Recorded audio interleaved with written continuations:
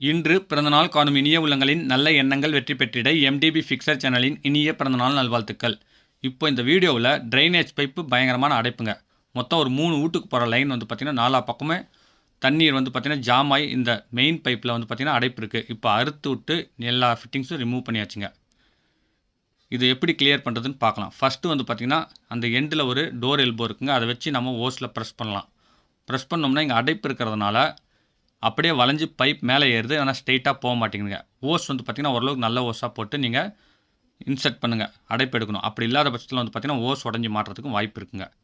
இப்போ அடுத்த ஸ்டேஜுக்கு வந்து பார்த்திங்கன்னா அடைப்பு வர வரைக்கும் இந்தாண்டிருந்து நம்ம இன்சர்ட் பண்ணி ஓஸ் அசைக்கும் பொழுது இந்த இடத்துல வந்து பார்த்திங்கன்னா தண்ணீர் விட்டு நல்லா அசக்கணுங்க. அப்போ தான் வந்து பார்த்திங்கன்னா இருக்கிற அடைப்பெல்லாம் அடிச்சிட்டு வெளியே வரும். ஓரளவுக்கு தெளிவாக தண்ணீர் வந்த பின்னாடி அடுத்து இந்த இடத்துல வந்து ஓஸ் இன்சர்ட் பண்ணி நீங்கள் ஒவ்வொரு சைடாக அடைப்பு எடுக்கணுங்க. என்னுடைய சேனலுக்கு இப்போ தான் ஃபஸ்ட்டு வரீங்கன்னா மறக்காமல் சப்ஸ்கிரைப் பண்ணுங்கள். இந்த வீடியோவை ஸ்கிப் பண்ணாமல் பாருங்கள். பிடிச்சிருந்தால் லைக் பண்ணுங்கள். ரொம்ப பிடிச்சிருந்துச்சுன்னா உங்கள் ஃப்ரெண்ட்ஸுங்களுக்கு ஷேர் பண்ணுங்கள். இந்த மாதிரி தண்ணீர் ஒரு மோட்டர் வழியாக அந்த ஓஸ் விடுற இடத்துல நீங்கள் விட்டுட்டு நீங்கள் அசக்குனீங்கன்னா இந்த மாதிரி உள்ளே இருக்கிற அடைப்பெல்லாம் அடிச்சுக்கிட்டு வெளியே வருங்க. அதுக்கு அடுத்தது வந்து பார்த்திங்கன்னா தெளிவான தண்ணி வந்த பின்னாடி நீங்கள் வந்து பார்த்திங்கன்னா அந்த ஓஸை வெளியே உருவி விட்டுட்டு மீண்டும் ஒரு 1/4 மணி நேரம் அந்த மோட்டர் தண்ணியை வந்து பார்த்திங்கன்னா நாலா பக்கம் திறந்து விட்டு அந்த அடைப்பு க்ளீனாக எடுத்துக்கங்க. அதுக்கு அடுத்தது அந்த பைப்பை மட்டமாக அறுத்துவிட்டு தேவையான அளவுக்கு ஒரு லென்த்து பிட்டு வாங்கி நீங்கள் இது வந்து பார்த்திங்கன்னா ரிவர்சபிள் கப்ளிங் பண்ணுங்க. அதுக்கு வந்து பார்த்திங்கன்னா இதில் இருக்க சுண்ணாம்பெல்லாம் நல்லா சுரண்டி விட்டுட்டு நல்லா க்ரீஸ் அப்ளை பண்ணிக்கோங்க. அல்லது ஆயில் இருந்தால் ஆயில் அப்ளை பண்ணிக்கோங்க. க்ரீஸ் அப்ளை பண்ணிங்கன்னா உங்களுக்கு வந்து பார்த்திங்கன்னா கப்ளிங் போகிறதுக்கு ஈஸியாக இருக்குங்க.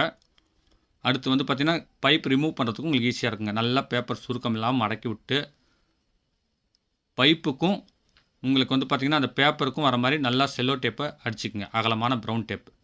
அதே மாதிரி வந்து பார்த்திங்கன்னா மேல் சைட்லேருந்து கீழே ஒரு டேப் அடிச்சுட்டு மேலேயும் அந்த பேப்பருக்கு மேலேயும் க்ரீஸ் நல்லா அப்ளை பண்ணிக்கோங்க.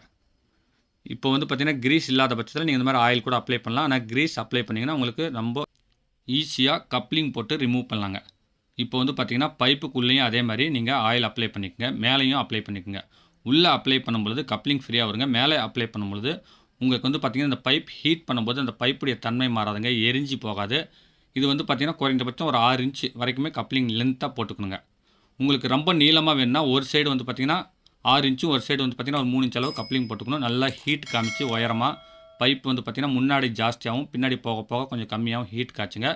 ஒரே மாதிரியாக லாங் வரைக்குமே லாஸ்ட் வரைக்குமே காய்ச்சிட்டிங்கன்னா உங்களுக்கு கப்ளிங் போடும்பொழுது பைப் பின்னாடி வளைஞ்சி நெளிஞ்சு உங்களுக்கு நுழையாதுங்க.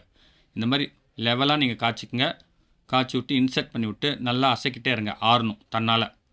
ஓரளவுக்கு ஆறுனதுக்கப்புறம் நீங்கள் தண்ணீர் வந்து பார்த்திங்கன்னா பேக் சைடு மட்டும் கொஞ்சமாக ஊற்றி விட்டு கொஞ்சம் கொஞ்சம் ஆட்டி வெளியே எழுங்க. அப்படி வராத பட்சத்தில் நீங்கள் வந்து பார்த்திங்கன்னா பேப்பரெல்லாம் ரிமூவ் பண்ணிவிட்டு ஒரு கட்டையை வச்சு தட்டி நீங்கள் வந்து பார்த்திங்கன்னா பைப்பை ரிமூவ் பண்ணிக்கலாம்.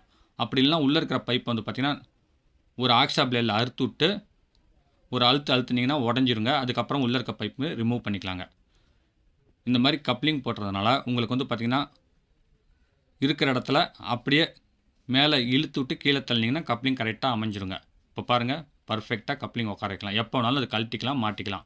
இந்த ட்ரைனேஜ் பைப்லாம் முடிஞ்ச அளவுக்கு வந்து பார்த்திங்கன்னா பேஸ்ட் பண்ணாமல் ஓட்டுறதுனால உங்களுக்கு இந்த மாதிரி கப்ளிங் போட்டிங்கன்னா ரொம்ப யூஸ்ஃபுல்லாக இருக்கும். இந்த வீடியோ பிடிச்சிருந்தால் லைக் பண்ணுங்கள். ரொம்ப பிடிச்சிருந்துச்சுன்னா உங்கள் ஃப்ரெண்ட்ஸுங்களுக்கு ஷேர் பண்ணுங்கள். மீண்டும் அடுத்த வீடியோவில் சந்திக்கும் வரை உங்களிடமிருந்து விடைபெறுவது உங்கள் எம். தௌலத் பாஷா. வணக்கம்.